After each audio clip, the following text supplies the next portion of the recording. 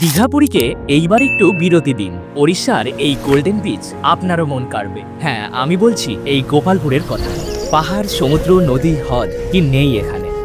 মাত্র এক রাত দুদিনেই এখানে ঘুরেও আসা যায় সহজে। তাই হাওড়া থেকে রাতের ট্রেনে ওড়িশার ব্রহ্মপুর পৌঁছে সেখান থেকে অটো বা গাড়িতে মাত্র আধ ঘন্টায় পৌঁছে যেতে পারে এই প্রাচীন বন্দর শহর। ১৩০০ টাকায় সিফেসিং হোটেল বলুন কিংবা মধ্যাহ্নভোজে ১৮০ টাকার সেই দুর্দান্ত চিকেন থালি, সমস্তটাই মিলবে যথারীতি। যেহেতু সমুদ্র সৈকতটি বড়ই নির্জন এবং কিছুটা গভীর, এই সমুদ্রের ধারেই বেশ কিছুটা সময় কাটিয়ে সন্ধ্যা থেকে রাত্রিটা কাটিয়েছিলাম ঢেউয়ের ভাঙা খেলা দেখেই।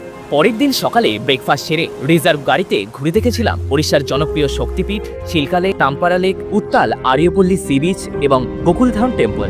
শেষমেশ রাতের ট্রেন ধরে ফিরেছিলাম কলকাতা। কিন্তু গোপালপুরের এই রূপ ১ মিনিটের ভিডিওতে দেখানো অসম্ভব। তাই পুরো ট্রিপের খরচ, হোটেলের সন্ধান জানতে আমার এই লং ভিডিওটি চেক করতে পারেন।